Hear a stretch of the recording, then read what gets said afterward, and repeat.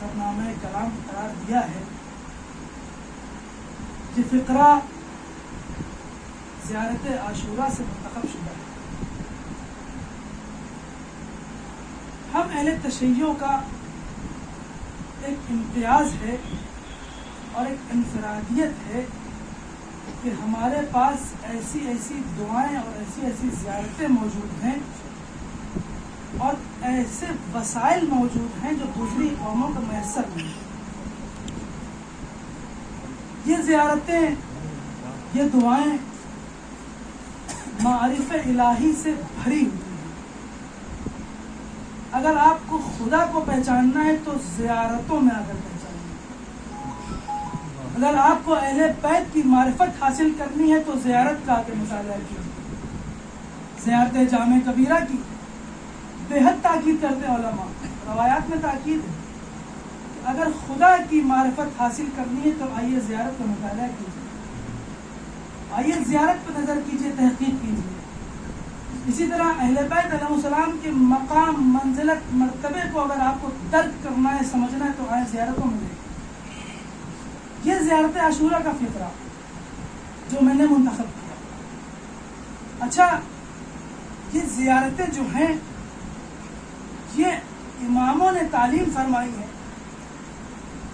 اور جس قوم کا وارث ہوتا ہے اور جس رہبر کو اور پیشوا کو اپنی قوم کی ترقی اور اپنی قوم کی کامیابی سب سے اول درجے پر دکھائی دیتی ہے کہ میری قوم ترقی کرے، میری قوم کامیاب ہو، تو وہ ہدایت کے تمام سامان فراہم کرتے ہیں۔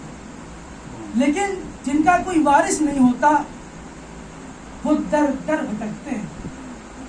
ہمارے پاس زیارتیں موجود ہیں جو ہماری ہدایت کا وسیلہ بن سکتی ہیں۔ ہمارے پاس دعائیں موجود ہیں جو ہمیں راہ راست پر لا سکتی ہیں۔ یہی زیارتیں ہیں۔ زیارت مطلب کیا؟ خود لفظ زیارت مطلب کیا؟ حضور الزائر عند المزور۔ زیارت کا مطلب ہے حضور الزائر عند المزور، یعنی کیا مطلب ہے کہ زائر کا حاضر ہونا، موجود ہونا اس کے سامنے کہ جس کی زیارت پڑھ رہا ہے یا جس کی زیارت کر رہا ہے۔ زیارت کیسے ہم شروع کرتے ہیں؟ السلام علیکہ یا ابا عبداللہ۔ تو عربی قاعدے کے حساب سے علیکہ اس کے لیے استعمال کیا جائے گا جو آپ کے سامنے موجود ہوگا، لیکن جو سامنے موجود نہیں ہے، مثال کے طور پر کسی نے کہا کہ فلاں صاحب نے آپ کو سلام کہا ہے تو آپ کہیں گے علیہ السلام، اس تک سلام پہنچے۔ لیکن جب ہم زیارت ائمہ پڑھتے ہیں تو کہتے ہیں السلام علیکہ یا ابا عبداللہ، یعنی امام ہمارے سامنے موجود ہے۔ اور زیارت کا یہی چھوٹا سا فقرہ کہ السلام علیکہ یا ابا عبداللہ اس بات کی گواہی دے رہا ہے کہ ہمارے امام زندہ ہے۔ اور جب ہمارا پیشوا زندہ ہے تو اگر ہماری قوم زندہ ہے تو شک کس بنا پر؟ ہمارا امام زندہ ہے، ہمارا رہبر پیشوا زندہ ہے۔ تو حضور الزائر عند المزور، زائر کا حاضر ہونا کس کے سامنے؟ مزور، جس کی زیارت کی جا رہی ہے۔ اور جب ہم زیارت پڑھتے ہیں تو ہمارا ذہن صرف اور صرف اس ذات کی طرف ہونا چاہیے کہ ہم جس کی زیارت پڑھ رہے ہیں۔ لیکن ہوتا بہت الٹا ہے۔ کہتے مولانا چھوٹی والی پڑھائیے گا، سمجھ رہے ہیں؟ چھوٹی والی زیارت پڑھائیے گا۔ عزیزان ایمان، اگر معرفت بڑی ہوگی تو کہیں گے بڑی والی زیارت پڑھائیے، اور معرفت کا درجہ اگر چھوٹا ہوگا تو کہیں گے چھوٹی والی پڑھائیے۔ ایک صلوات پڑھے محمد۔ یہ ہے زیارت۔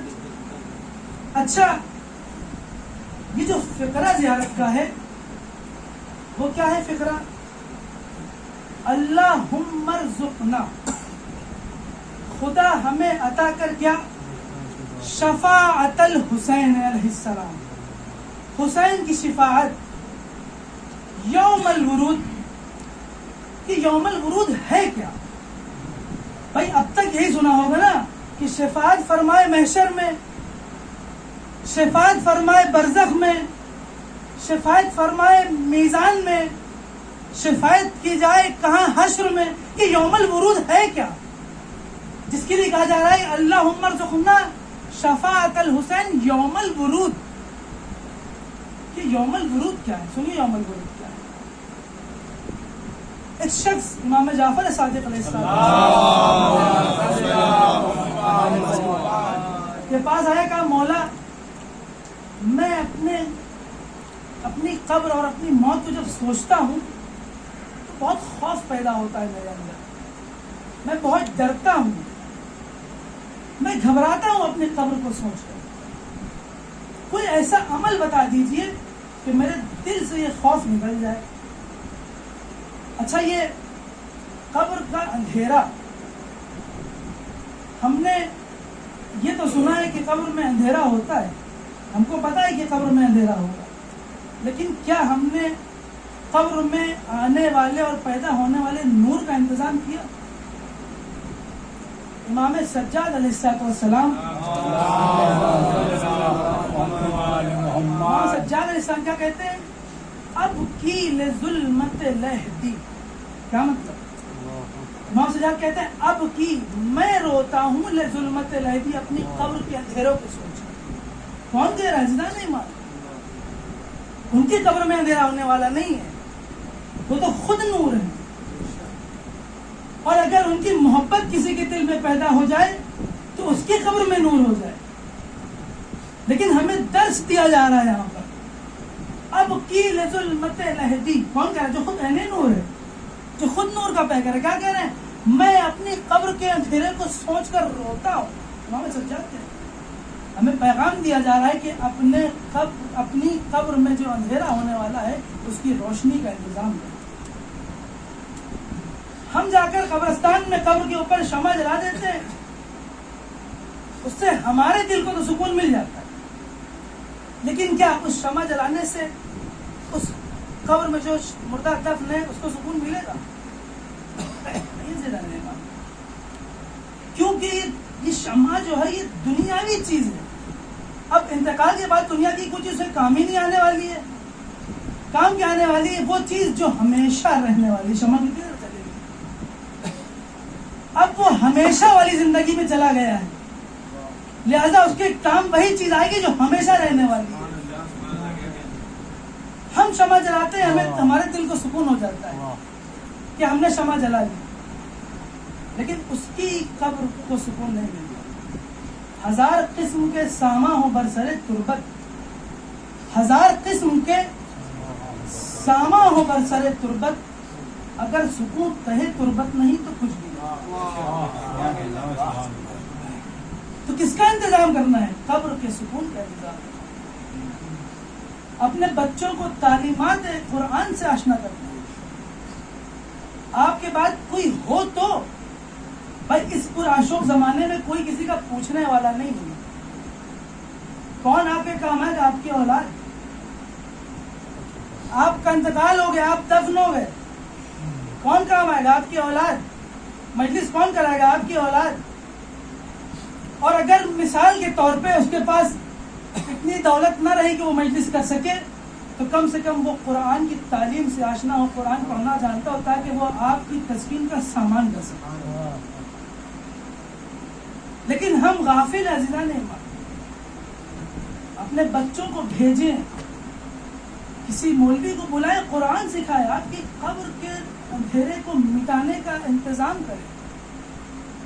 ایک بسم اللہ بھی وہ پڑھ دے گا تو آپ کی قبر میں سکون اور روشنی کا باعث بنے گا. کیا کہا امام سے؟ امام میں بہت پریشان رہتا ہوں، میں گھبراتا ہوں قبر کو سوچ کر. امام نے کہا کہ جا زیارت عاشورہ پڑھا. کہا مولا یہ زیارت عاشورہ سے میرے خوف سے کیا ربط ہے؟ کہا تو نے زیارت عاشورہ کا وہ فقرہ نہیں پڑھا جس میں کہا جاتا ہے اللہم ارزقنا شفاعت الحسین یوم الورود؟ کہا یوم الورود کیا ہے مولا؟ کہا یوم الورود یعنی خدا مجھے شفاعت حسین کی عطا کر اس دن کے جب مجھے قبر میں لٹایا جائے. یوم الورود وارد کیا جائے قبر کے اندر. یہ ہے یوم الورود جس کا ہمیں انتظام کرنا ہے، جس کا ہمیں اہتمام کرنا ہے. اور یہ بات صرف لقلقہ لسانی نہیں، اس لیے کہ ہماری اور آپ کی بات نہیں، امام باقر سے نقل ہے. زیارت عاشورہ جو نقل ہے امام محمد باقر علیہ السلام، یہ امام سے زیارت نقل ہے. تو ہماری اور آپ کی بات نہیں کہ ہم نے کہہ دیا وہ پتہ نہیں ہوگا کہ نہیں ہوگا. امام نے کیا کہا کہ اللہم ارزقنا، خدا ہمیں عطا کر کیا، شفاعت الحسین، حسین کی شفاعت. کس دن؟ یوم الورود. یعنی پتہ کیا چلا کہ جب ہم قبر میں اتار دیے جائیں گے اس کے بعد ہماری شفاعت کے لیے امام حسین علیہ السلام تشریف لے کر آئیں گے. لیکن کیا سب کی قبر میں نہیں؟ ایک شخص تھا، انتقال ہوا، بہت گنہگار تھا، معصیت کار تھا، انتقال ہوا، لوگوں نے جا کے دفنا دیا اس کو. یوم الورود کے ذہن میں رکھیے گا عزیزہ مہمان، جا کے دفنا دیا. ایک دن گزرا، 2 دن گزرا، 3 دن گزرا، چوتھے دن وہ اپنے بیٹے کے خواب میں آتا ہے اور بیٹا کیا دیکھتا ہے کہ میرا باپ جنت کی سیر کر رہا ہے، جنت کے باغات میں ہے. اپنے باپ سے پوچھتا ہے کہ والد آپ تو بہت گنہگار تھے، سارا معاشرہ سارا محلہ جانتا تھا کہ آپ گنہگار آدمی تھے، معصیت کار تھے، یہ کیا؟ یہ میں برعکس دیکھ رہا ہوں، یہ کیسے؟ تو اس شخص نے اپنے بیٹے سے بیان کیا کہ جس دن تم نے مجھے دفنایا، تم جب مجھے دفنا کے گئے تو مجھ پر عذاب الہی نازل ہونے لگا، فشار قبر ہونے لگا. جتنے گناہ میں نے کیے تھے ان سب گناہوں کے حساب دینا پڑا مجھے، اور یہ سلسلہ 3 دن تک میری قبر پر ہوتا رہا کہ عذاب الہی نازل ہوتا رہا، فشار قبر ہوتا رہا. لیکن ایک دن ایک خاتون کو قبرستان میں لا کر دفن کیا گیا، اور جب اس خاتون کو قبر میں لا کر دفن کیا گیا یوم الورود، ذہن میں رکھیے، شفاعت الحسین یوم الورود، جب اس خاتون کو آ کر دفنایا گیا اور جب لوگ واپس پلٹ کر گئے تو 3 دن تک ادھر میری قبر میں عذاب ہو رہا تھا، اور جب اس خاتون کو دفنا کے گئے تو 3 دن تک امام حسین اس کی قبر میں تشریف لائے. اور جب امام حسین اس کی قبر میں تشریف لائے تو اس نے کہا کہ مولا میں خوش نصیب کہ آپ میری قبر میں 3 دن تشریف لائے، لیکن مولا میری قبر کے پاس والی قبر میں 3 دن سے عذاب الہی نازل ہو رہا ہے، مسلسل عذاب کا نزول ہو رہا ہے، مسلسل فشار قبر ہو رہا ہے. مولا سے اس خاتون نے سفارش کی کہ مولا میں آپ سے سفارش کرتی ہوں کہ اس شخص کی قبر سے عذاب اٹھا لیا جائے. مولا نے اس خاتون سے کہا کہ نہ صرف اس شخص کی قبر سے عذاب اٹھایا جائے گا بلکہ تمہاری سفارش پر میں پورے قبرستان کی قبر سے عذاب اٹھاؤں گا. قبر میں امام حسین تب آئیں گے جب دل میں امام حسین آئیں گے. اس کے دل میں امام حسین تھے تو اس کی قبر میں امام حسین تشریف لائے، اور اس کی ایک سفارش پر، اس کے صدقے میں امام حسین نے نہ صرف اس شخص کی قبر سے عذاب ختم کیا بلکہ پورے قبرستان کی قبر سے عذاب ہٹا لیا. ایک عزادار حسین کی سفارش پورے قبرستان سے عذاب اٹھایا گیا. تو اگر ایک خالص عزادار ہوگا اور وہ محشر میں امام حسین سے لوگوں کی شفاعت کرنے کو کہے گا تو ابھی تو قبرستان سے عذاب اٹھایا گیا تھا، کل حشر کے میدان سے عذاب اٹھا لیا. حساب میں آسانی کر دی جائے. کیا ہوا؟ اب اس شخص نے اپنے بیٹے سے کہا کہ ایسا ایسا ماجرا ہوا، میری قبر سے بھی عذاب اٹھا دیا گیا اور تمام قبروں سے عذاب اٹھا لیا گیا. اس لڑکے نے کہا کہ بابا وہ عورت تھی کون؟ کہا کہ بیٹا فلاں فلاں جہاں پر وہ رہتی ہے.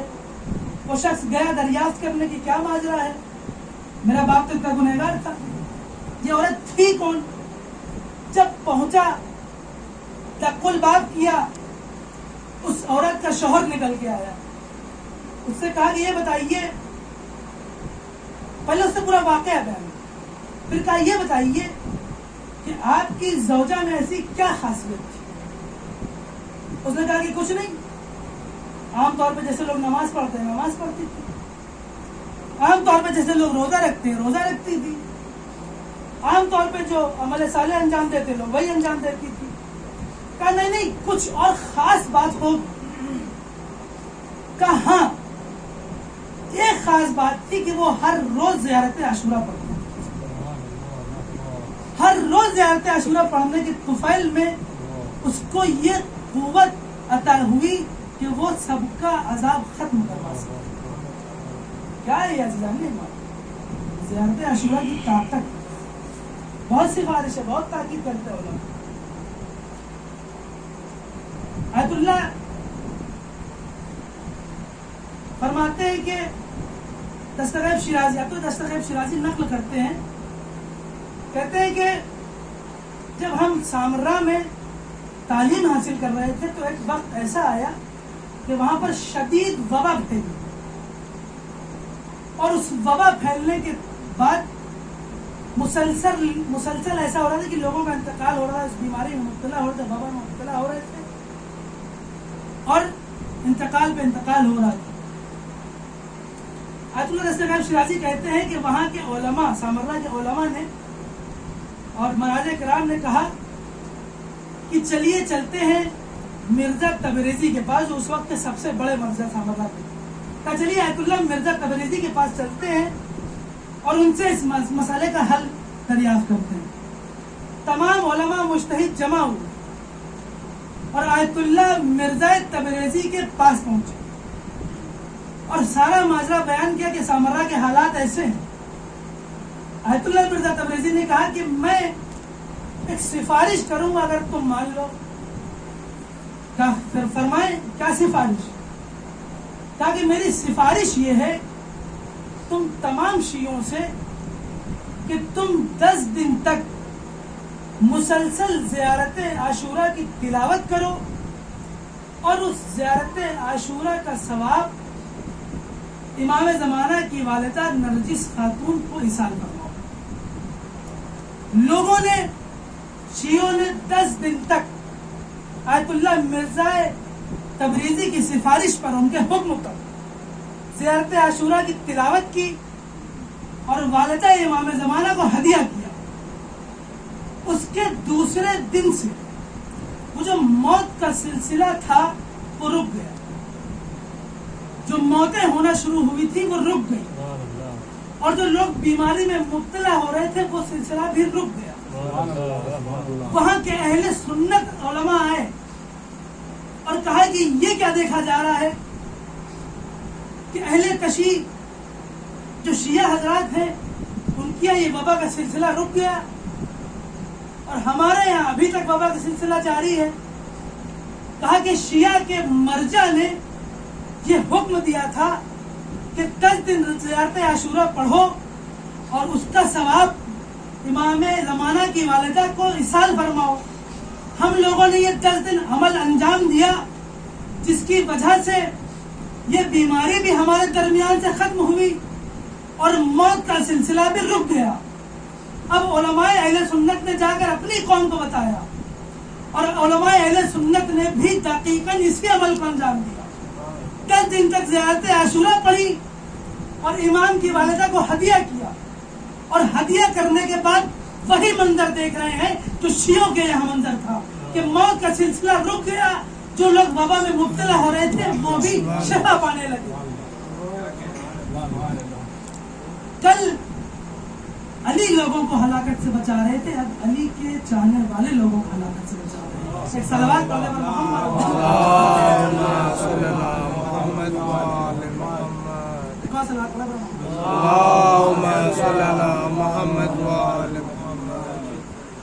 کیا ہے یہ زیارت عاشورہ؟ حضرت آیت اللہ بہجت رحمت اللہ علیہ، آپ لوگ جائیں قوم انشاءاللہ، شہزادی آپ لوگ کو زیارت نصیب فرمائے، جائیں تو وہاں پہ دیکھیں شہزادی فاطمہ معصومہ سلام اللہ علیہ کی قبر سے ملی ہوئی آیت اللہ بہجت کی قبر، उनका कुछ मकाम मर्तबा था जिसकी वजह से मासूम खुम के पास उनको दफन किया और उनकी कब्र पे एक जुमला लिखा हुआ है। आयतुल्लाह बहजत की कब्र पे जुमला लिखा हुआ है, क्या? अल वासिलो इला मुनाहु, क्या मतलब? अपनी आरजू तक पहुंचने वाला। क्या आरजू? खुशनुदी परवरदिगार। क्या आरजू? रज़ाए इलाही, खुदा की रजा को हासिल कर। एक शख्स कहता है कि मैं मासूम खुद के हरम में जुमेरात को आया और ज़ियारत आशूरा की तिलावत कर रहा था और ज़ियारत आशूरा की तिलावत करके मैंने किताब उठाकर रख दी और जब मैं किताब रखकर वापस हरम से बाहर आने लगा तो मैंने देखा कि हज़रत आयतुल्लाह बहजत हरम में वारिद हो गए।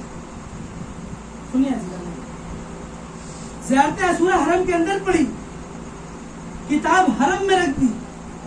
जब हरम से बाहर आ रहा है तो क्या देख रहा है? आयतुल्लाह बहजत तशरीफ ला रहा है।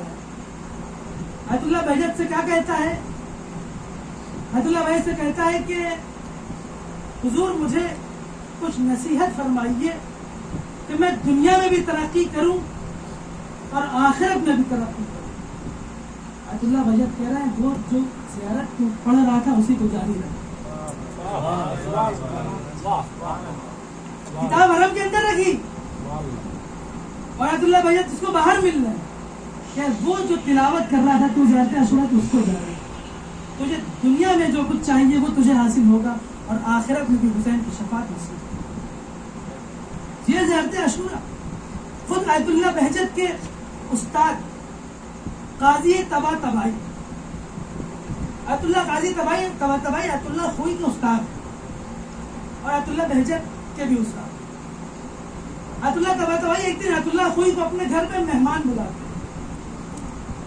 और मेहमान बुलाने के बाद कहते हैं आप तशरीफ रखिए मैं आ रहा हूँ।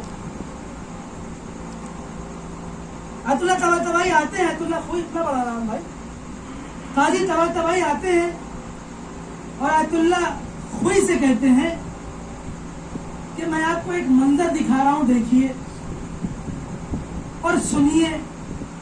कौन? काजी तबातबाई किससे कह रहे हैं? आयतुल्लाह खोई से। एक मंजर बयान दिखा रहा हूँ, देखिए आप बिस्मिल्लाह। अब आयतुल्लाह खोई मंजर क्या देख रहे हैं कि एक जनाजा जा रहा है और कसीर तादाद में लोग उस जनाजे में शिरकत किए हुए।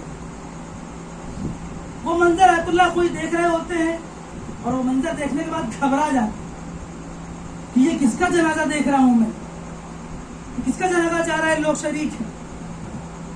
आयतुल्लाह खोई कहते हैं बस। उस्ताद तबातबाई से कहते हैं कि बस। आयतुल्लाह तबातबाई कहते हैं कि तू ये देख के घबरा गया, तुझे पता है ये कौन था, कि किसका जनाजा था? आयतुल्लाह तबातबाई कहते हैं आयतुल्लाह खोई से कि आपको पता है ये किसका जनाजा था? कहा किसका? कहा आपका जनाजा था। आयतुल्लाह तबातबाई क्या कहते हैं? ये आपका जनाजा था, इसलिए आपने देखा कि जनाजा जा रहा है और आप घबरा रहे हैं जिसको देखकर, जो आप देख रहे हैं लोग शरीक हैं। कहा ये आपका खुद का जनाजा था। फिर क्या कहते हैं आयतुल्लाह तबातबाई?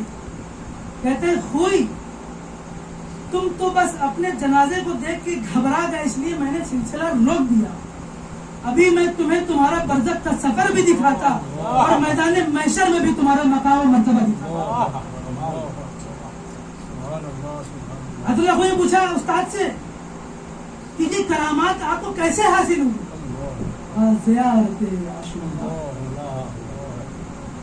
ज़ियारत आशूरा की तिलावत से ये करामात किसको हासिल? आयतुल्लाह तबातबाई। यही काजी आयतुल्लाह तबातबाई का जब इंतकाल होता है और वो आयतुल्लाह बहजत के ख्वाब में आते हैं। काजी तबातबाई अपने शागिर्द आयतुल्लाह बहजत के ख्वाब में। आयतुल्लाह बहजत कौन? मैंने कहा कि इमाम हमारा जिंदा है, जिसे कहते हैं अस्सलाम वालेकुम या आबा। जब हम सलाम कर रहे हैं तो सलाम तो करना मुस्तहब है और जवाब देना है वाजिब। तो आप बताइए हम इमाम को सलाम करें तो इमाम का जवाब नहीं देंगे? یقیناً امام جواب دیں گے. جب ہم عام لوگ ہیں, ہمیں پتا ہے کہ سلام کا جواب واجب ہے, تو ہم جواب دیتے ہیں. حتیٰ نماز میں جواب واجب ہے, لیکن جب آپ کوئی کہے سلام علیکم نماز میں, تو کہیے سلام علیکم, علیکم السلام. کیا ہوا؟ آیت اللہ بہجت جب امام رضا کی زیارت کرنے مشہد جاتے تھے, اور آپ جائیں انشاءاللہ, امام رضا آپ کو اپنے دربار میں بلائیں, زیارت کریں آپ انشاءاللہ, تو جب آپ جائیں گے تو اذن دخول وہاں لکھا ہوتا ہے, وہ پڑھ کر آپ اندر جاتے ہیں. ایک فقرہ اس کے اندر ہے. کیا فقرہ؟ میں نے کہا امام جواب دیتے ہیں. اذن دخول میں فقرہ ہے کہ یسمعون کلامی, ہمارے کلام کو امام سنتے ہیں, وَيُرَدُّونَ سلامی, اور ہمارے سلام کا جواب بھی دیتے ہیں. وہ تو ہماری ظرفیت نہیں کہ ہم ان کا جواب سن, اس پاک زبان سے نکلے ہوئے سلام کا جواب ہم تب سن پائیں گے جب ہمارا کان تمام برائیوں سے پاک ہو. ہم برائیاں غیبتیں سنتے رہتے ہیں, ہمارا ظرف نہیں اس کو سننے کا, ورنہ امام جواب دیتے ہیں. آیت اللہ بہجت کے بارے میں ملتا ہے کہ جب آیت اللہ بہجت امام رضا کی زیارت کرنے جاتے تھے اور اذن دخول پڑھتے تھے, امام رضا کو سلام کرتے تھے, اور جب تک امام رضا کا جواب اپنے کان سے نہیں سن لیتے تھے, حرم میں قدم نہیں رکھتے. اتنی ظرفیت بلند تھی کہ امام کے سلام کا جواب سن کر جاتے تھے آیت اللہ بہجت. کون آیت اللہ بہجت؟ آیت اللہ بہجت کا جب انتقال ہوا, تمام اعزا اقربا آ گئے. بھائی ہمارے یہاں کسی کا انتقال ہوتا ہے, رشتہ دار, احباب, دوست, ماں باپ, بھائی بہن جب سب آتے ہیں, کہتے ہیں اب بھیا تدفین کر دی جائے. آیت اللہ بہجت کا انتقال ہوا, تمام اقربا, علماء, دوست, رشتہ دار, بھائی بہن, بیٹا بیٹی سب موجود, لیکن تدفین نہیں ہو رہی ہے. مرجع وقت نے آ کر پوچھا آیت اللہ بہجت کے بیٹے سے. اچھا, اس چیز کی تصدیق خود میں آیت اللہ بہجت کی قبر پہ تلاوت کر رہا تھا, تو آیت اللہ بہجت کے بیٹے آیت فاتحہ پڑھے, تو ان سے میری ملاقات ہوئی, تو میں نے اس چیز سے ان سے پوچھا بھی, تصدیق بھی. خیر انہوں نے بہت تفصیل سے نہیں بتایا, مختصر سے میری بات کی تائید. آیت اللہ بہجت کے بیٹے سے پوچھا گیا کہ سارے لوگ تو موجود ہیں, اعزا اقربا, دوست, احباب, رشتہ دار سب موجود ہیں, تو تدفین کیوں نہیں کی جا رہی ہے آیت اللہ بہجت کی؟ ان کے بیٹے نے کہا ابھی وقت کا امام نہیں آیا, وقت کے امام کی شرکت ہو رہی ہے آیت اللہ بہجت کی. کون ہے آیت اللہ بہجت؟ ایسی شخصیت ہے کہ امام ان کی نماز میں شرکت کر رہے ہیں. اور میں تائید لیا آیت اللہ بہجت کے بیٹے سے. بہرحال ایک رمز تھا, ایک کرامت تھی, اس لیے انہوں نے زیادہ وضاحت نہیں کی, لیکن بس تائید کی. یہی آیت اللہ بہجت کے خواب میں قاضی طباطبائی ان کے استاد آتے ہیں. آیت اللہ بہجت اپنے استاد سے پوچھتے ہیں عالم رویا میں, پوچھتے ہیں استاد یہ بتائیے کہ اب تو آپ کا انتقال ہو گیا ہے, آپ دفن ہو گئے ہیں, یہ بتائیے اس دنیا سے جانے کے بعد آپ کے دل میں کوئی حسرت باقی ہے کیا کہ کاش میں نے یہ کر لیا ہوتا؟ قاضی طباطبائی آیت اللہ بہجت کو جواب دیتے ہیں کہ اے کاش میں ایک دن میں کئی بار زیارت عاشورہ پڑھتا, اے کاش میں ایک دن میں کئی بار زیارت عاشورہ پڑھتا. یہ حسرت اور یوم الحسرہ قیامت کا ایک نام بھی ہے, تو دن انسان حسرت کرے, یہی سب کام آنے والا ہے. قرآن کی آیت یوم لا ينفع مال ولا بنون, اس دن نہ مال کام آئے گا نہ اولاد. ان هذه الحیات الدنیا متاع وان الاخرۃ هی دار القرار. قرآن کہہ رہا ہے یہ دنیا ایک سامان کی طرح ہے جو ختم ہو جانے والا ہے. وان الاخرۃ هی دار القرار, وہ آخرت ہے کہ جس میں سکون اور قرار ملنے والا ہے. یہ عزیزان ایمان زیارت عاشورہ. آخری بات اور رحمت تمام. ایک خاتون تھی, وہ روز زیارت عاشورہ پڑھتی تھی. اس نے عہد کیا تھا کہ میں اول محرم سے چہلم تک روز زیارت عاشورہ پڑھوں گا. روز وہ زیارت عاشورہ پڑھتی تھی, چند عورتوں کو اکٹھا کرتی تھی اور زیارت عاشورہ کا اہتمام کرتی تھی. ایک لڑکے نے آ کر ایک دن مذاق اڑایا کہ تم کیا بلا وجہ 3-4 لوگوں کو جمع کرتی ہو, کیا ہی فائدہ ہوتا ہوگا. امام حسین اس لڑکے کے خواب میں اور کہتے ہیں کہ تو یہ کہہ رہا ہے کہ وہ چند عورتیں جو روز زیارت عاشورہ کا اہتمام کرتی ہیں ان کے زیارت عاشورہ پڑھنے کا کوئی فائدہ نہیں ہے, تیری نظر میں کوئی فائدہ نہیں ہوگا کیونکہ تجھے معرفت نہیں ہے زیادہ. اگر تجھے معرفت ہوتی تو تم اعتراض نہ کرتا. تیرا یہ کہنا کہ کوئی فائدہ نہیں ہے اس بات کی دلیل ہے کہ تجھے زیارت کی معرفت نہیں ہے. امام حسین سے کیا کہتے ہیں کہ سن, اگر کوئی شخص عزادار کے راستے سے ایک پتھر بھی اٹھا دیتا ہے کہ عزادار میرا تکلیف میں نہ پڑ جائے, مشکل میں نہ پڑ جائے, میں اس کو بھی ثواب دیتا ہوں. یہ تو زیارت عاشورہ کا اہتمام کرتی ہے, کیا انہیں میں ثواب نہیں دوں گا؟ معرفت کی کمی. معرفت اگر ہمیں ہو تو ہم تمام زیارات پڑھیں اور اہتمام کرنا چاہیے. ہے مدارس کا اپنا ایک برنامہ ہوتا ہے, ظہر کی نماز ہوتی ہے, اس کے بعد زیارت عاشورہ ہر روز پڑھی جاتی ہے. تو کہیں نہ کہیں ہمیں بھی اپنی زندگی میں اس چیز کا اہتمام کرنا چاہیے, کیونکہ بھائی ساری چیزیں جب سنی ہیں تو اس پر اگر عمل نہیں کیا تو ہمارا غریبان پکڑا جائے گا. جب تک پتہ نہیں تھا اور جب تک پتہ نہیں ہے تب تک تو کچھ نہیں ہوگا. اب کہیں مولانا نے بسا دیا سلوات پڑھا محمد زیارت عاشورہ کا اہتمام. یہ ایام جو چل رہے ہیں یہ بڑے قیامت کے ایام ہیں. کون سے ایام ہیں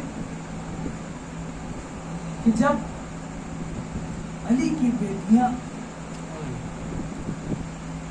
کوفے کی گلیوں میں, کوفے کے بازاروں میں پھرائی جاتی ہیں, کبھی کسی کوچے میں کبھی کسی اور. کون؟ علی کی غیرت دار بیٹی زینب و ام کلثوم دیار بدیار پھرائی جاتی. جب شہزادیاں بازار شام پہنچی ہیں تو شہزادیوں کو دربار میں حاضر ہونے میں بہت وقت, کیونکہ شہزادیاں دیکھ رہی تھی کہ دربار سجایا جا رہا ہے اور دربار میں اعلان ہو رہا ہے کہ باغیوں کو لایا جائے گا, باغیوں کو اکٹھا کیا جائے گا. شہزادی زینب 72 گھنٹہ دربار کے دروازے پر کھڑی ہوئی. علی کی بیٹی 72 گھنٹہ دربار کے دروازے پر کھڑی ہے. کیوں؟ دیکھ رہی ہے کہ دربار سجایا جا رہا ہے اور ابھی ہمیں بے پردہ دربار میں پیش کیا جائے گا. جب شہزادی زینب گریہ وزاری کرتے ہوئے دربار میں پہنچی ہیں تو کیا دیکھتی ہیں کہ یزید تخت پر بیٹھا ہے, دربار سجا ہوا ہے, لوگ آ کر دربار میں بیٹھے ہوئے ہیں. جناب زینب کی نگاہ جب تخت پر پڑتی ہے تو دیکھتی ہے کہ خاتون تخت پر کھڑی ہوئی ہے اور ام کلثوم سے کہتی ہے ام کلثوم کیا تم نے اس خاتون کو پہچانا؟ یہ کون خاتون ہے؟ جناب ام کلثوم کہتی ہیں کہ بی بی عباس کی شہادت کے بعد میری گناہ ہی نہیں رہی, مجھے نظر نہیں آ رہا ہے کہ کون ہے. جناب زینب کہتی ہے ام کلثوم یہ ہند ہے کہ جو ہماری چاہنے والی ہے, یزید کی زوجہ ہے, یزید کی بیوی ہے, یہ ہماری چاہنے والی ہے, بھیا حسین کی چاہنے والی ہے, نانا رسول خدا کی چاہنے والی ہے, بابا علی کی چاہنے والی ہے. جناب زینب جب آگے بڑھی تو ہند تخت سے اتر کر آئی اور کہا اے بیبیوں بتاؤ تم کہاں سے آئی ہو؟ جناب زینب کہتی ہم مدینے سے آئے ہیں. ہند کہتی ہے کہ اے بیبیوں بتاؤ کہ کیا میں مدینے کے حوالے سے تم سے کچھ سوالات کر سکتی ہوں؟ کہا ہاں سوال کرو. کہتی ہند کی بیوی یہ بتائیے मदीने में एक मेरा मौला आका हुसैन रहता है, क्या आप उसको जानती हैं? बीबी कहती हाँ मैं जानती हूँ। कहा मेरा मौला अब्बास रहता है, क्या आप जानती? कहा ज़ैनब ने हाँ मैं जानती हूँ। कहा हुसैन का लाल अली अकबर वहाँ रहता है, क्या आप जानती? ज़ैनब कहती है हाँ मैं जानती हूँ। कहा सज्जाद को जानती है? कहा हाँ मैं सज्जाद को भी जानती हूँ। हिंद कहती है कि मैं सबको जानती हूँ। जनाब ज़ैनब हिंद से कहती है कि क्या अली की बेटियों को नहीं जानती? क्या अली की बेटियों के बारे में सवाल नहीं करेगी? हिंद कहती है कि ए बीबी खबरदार, इस दरबार में अली की बेटियों का नाम न लीजिए। वो गैरतों की मालिका है, वो अली की बेटियां हैं। ये शराबियों का दरबार है, नामहरमों का मजमा है। खबरदार है बीबी, यहाँ अली की बेटियों का नाम न लीजिए। जनाब ज़ैनब अपने सर को उठाती है, कहती है हिंद, मैं अली की बेटी ज़ैनब हूँ, ये उम्मे कुलसूम है। ए बीबी, ए हिंदा, ये देख, ये मेरा भाई, ये मेरा भतीजा सज्जाद, हाथों में हथकड़ियां हैं, पाँव में बेड़ियां हैं, अरे गले में खारदार तोप है, कमर में लंगर है। देख तू जिस सज्जाद को पूछ रही थी, देख ये सज्जाद का क्या हाल है। जब हिंद देखती है, जब देखती है हिंद के इमाम सज्जाद यहाँ खड़े हैं, हाथों में हथकड़ियां हैं, अली की बेटियां यहाँ मौजूद हैं। जनाब ज़ैनब से कहती है मेरा आका हुसैन कहाँ है?